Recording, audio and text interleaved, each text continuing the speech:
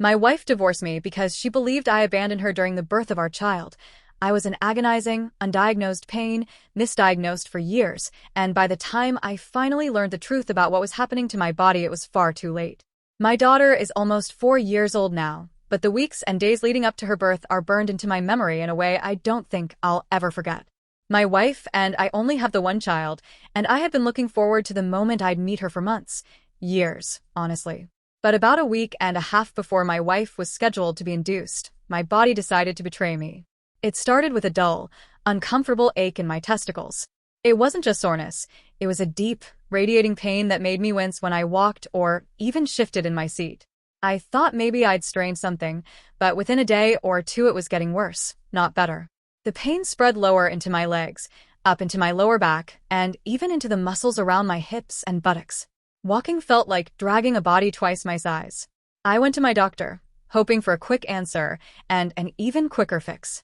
He told me it was most likely an infection in my prostate, painful, but treatable.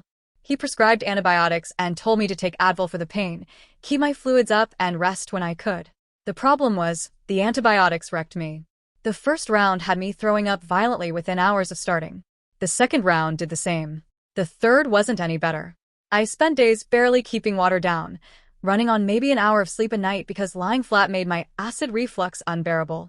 I'd sit half upright, sweating, nauseous, and exhausted, unable to find a position where my body didn't hurt.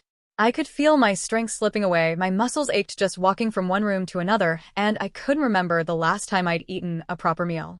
A couple of days before my wife's scheduled induction, I hit my breaking point.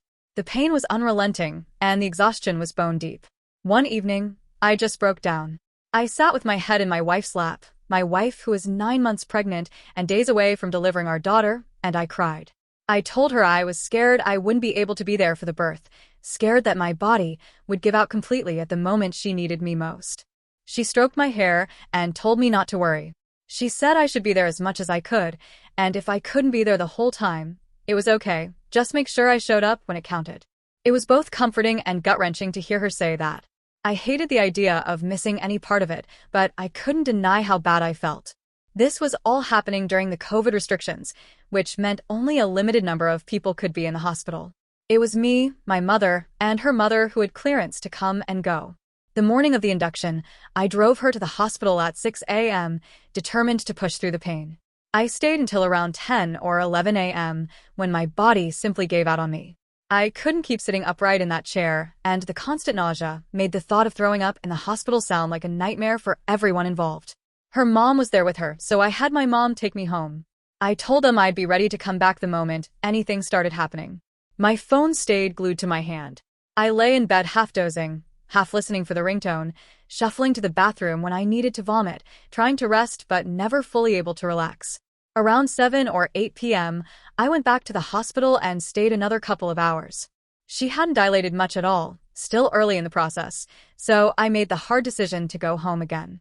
I hated leaving, but at that point, every hour of rest I could steal might make the difference in whether I could be there for the birth. The next morning at 8 a.m., my mom's phone rang. It was the call we'd been waiting for. They were prepping my wife for a C-section. My adrenaline spiked instantly. Even in the state I was in, I knew I had to be there. Here's the thing. By then, I could barely walk. The infection and the strain on my body had made my legs so weak that I couldn't go more than 25 feet without needing to sit down. The hospital had to bring me a wheelchair just to get me to the OR. I remember feeling ridiculous, like I was stealing attention away from my wife by showing up in my own medical equipment, but I couldn't hide how bad I was. We rolled into the OR just as my daughter was being lifted out of my wife's womb. The timing was so surreal, it was like I'd been dropped right into the most important frame of the movie. They placed her in my arms, this tiny, perfect little person, and for a few minutes the pain and exhaustion and nausea disappeared. I remember holding her close, breathing in her newborn scent, and thinking that no matter how broken my body felt, I was exactly where I needed to be in that moment. After the surgery, once my wife was in her hospital room and settled in, I stayed until around noon. Her mom had been by her side almost the entire time since the induction started, running on fumes, so when I got there, she finally went home to get some sleep. My wife, now recovering from major surgery, was understandably exhausted, So once she sent our daughter down to the newborn nursery for a bit, she closed her eyes and drifted off for a much-needed nap. Seeing her resting, and knowing the nurses were right there to step in whenever she needed anything, eased some of the guilt I'd been carrying about not being physically present as much as I had planned. I told myself she was safe. Our daughter was safe, and my body was still in a state that wasn't exactly hospital room friendly. I was still in pain, still nauseous, and still needing to rest in short bursts just to get by. I figured if I stayed home and called and texted her regularly to check in, it would be the best balance I could manage under the circumstances. And I did call, constantly. Every hour or two, I'd check in. How's your pain? Do you need anything? How's the baby doing? Are you eating? She kept reassuring me she was fine, the nurses were wonderful, and she could send our daughter to the nursery whenever she needed a break. That reassurance made me feel a little less like I was failing her. I told myself it was okay to give my body the rest it was screaming for, so I stayed home the rest of that day. The next morning, I went back up to the hospital and stayed for another 3 hours. I sat with her, held our daughter, and tried to just be present, even if I wasn't physically at my best. It wasn't the constant, round-the-clock vigil I had imagined keeping before everything with my health went sideways, but it was something. The following morning, I got the call that she and the baby were being discharged. I was determined to be the one to pick them up. No matter how much it hurt to walk, no matter how sick I felt, I needed to do at least that much. It was important to me, maybe more symbolic than practical, but I wanted to be the person who brought them home. When we got home, the reality of the recovery period set in. My wife had just had major abdominal surgery, and every movement was slow and careful. She spent most of her time on the couch, and I could see how much it hurt her to even try to sit up or stand. That's where I stepped in. I might not have been able to do much in the hospital, but at home, I made it my mission to take care of her and the baby in any way I could. I handled everything that didn't involve breastfeeding, diaper changes, laundry, meals, dishes, cleaning up the living room so she had space to rest. When she needed a blanket, I brought it. When she wanted water, I refilled her bottle. When she was in too much pain to move the baby from the bassinet, I lifted our daughter and placed her gently in her arms. I don't say any of this to pat myself on the back. It's just what I believe a father and husband should do. But I say it because, in those moments, I felt like I was making up for the time I missed in the hospital. Of course, the reality is, my wife had the heavier load. She was breastfeeding around the clock, adjusting to her healing body and managing her own exhaustion. But I did everything I could to shoulder the rest. Still, in hindsight, I wish I'd stayed in the hospital more. At the time, I honestly believed that me, the husband throwing up in the corner and barely able to walk, would only be a distraction. I thought my absence was sparing her more stress. She had her mom there, a woman she's incredibly close with, and I convinced myself that was enough. That's also what my wife told me before the birth. Be there as much as you can, but take care of yourself. I took her at her word. But later, after everything, she said something that stuck with me. She asked, "What did you expect me to say when you cried in my lap?" Fast forward about 3 years. By then, the cracks in our marriage had spread into something I could no longer ignore. It wasn't like we woke up one day and everything fell apart. It was slower than that. Gradual. Death by 1,000 small cuts. She started pulling away from me in ways I didn't always notice at first, but looking back, the signs were there. She'd be short with me, dismissive. Not all the time. She wasn't a cruel person by nature, but enough that I felt the difference in my bones. There were still good days, moments when we could laugh together or talk like old times, but those moments became islands in an ocean of distance. More often than not, I felt like she didn't want me around, or worse, like she didn't like me very much anymore. One day, I was telling her a long story, probably too long, sure, but it was one of those moments where I was trying to connect. Mid-sentence, she cut me off with a flat, "Shut up." Not in a joking way. Not with a smile. Just shut up. I remember just sitting there for a second, blinking, feeling the words hit harder than they should have. And before I could stop myself, I asked her point blank, "Do you even want to be married to me anymore? Because it doesn't feel like it." She looked surprised. Maybe even hurt. She said yes, of course, she wanted to be married to me. She acted like the question came out of nowhere. But after that conversation, things didn't get better, they got worse.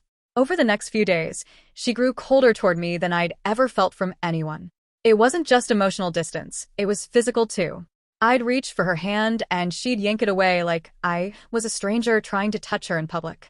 It was subtle enough that, to someone watching from the outside, it might have looked like nothing. But to me, it felt like she was building walls higher and thicker by the day. This went on for nearly 2 months. I kept telling myself it was a phase, that we'd snap out of it, that maybe I just needed to try harder, give her space, or something.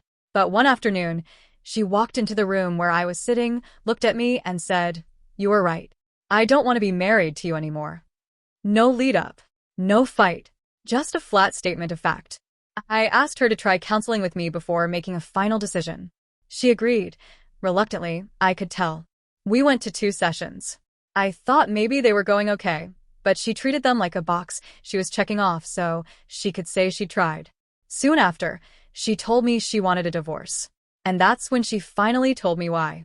She said it was because of what happened when our child was born. That she felt abandoned by me in those first days. It hit me like a punch to the chest. I had always known my absence wasn't ideal, but I thought she understood the pain I was in, the vomiting, the wheelchair. I thought she had forgiven me, or at least accepted my reasons. But she told me things I had never heard before. How she sat there holding our daughter for hours, so long her arms went numb, unable to even reach the call button for the nurse. How she felt like she had to do everything on her own because I wasn't there. How she decided after that first time she sent our daughter to the nursery that she would never do it again because it made her feel like she was failing as a mother. She talked about how exhausted and sore she was, 24 hours of labor followed by surgery, and how she had desperately needed me there, not just physically, but to share in that impossible weight. As she spoke, I could see the years of resentment behind her words. The moments she had replayed over and over in her head, hardening into something unmovable. I felt sick. Not the same physical sickness I'd had back then, something worse. The kind of sickness that comes from realizing you hurt someone you loved at a time when they needed you most. And I couldn't take it back. I wanted to tell her I would have done anything differently if I had known what she was feeling in those moments. I want to tell her I thought I was doing the right thing by not being a burden in the hospital, by letting her mother be there, by staying out of the way so she could focus on the baby. I wanted her to know I thought I was protecting her from more stress, not abandoning her. But in that moment, all I could do was sit there and feel the weight of what I had taken from her and from us. I still feel awful about it. I don't know if that feeling will ever fade. My ex-wife and I have now been living apart for over a year. The divorce was finalized this past June. I wish I could say the finality brought some kind of closure, but honestly, it just feels like another line in the sand between what life used to be and what it is now. For a long time after everything happened, I kept circling back to that question. What was wrong with me back then? Why was I in so much pain?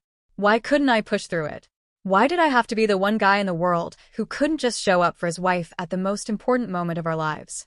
The answer I had at the time was both simple and frustrating. Turns out there was never any infection at all. All those antibiotics?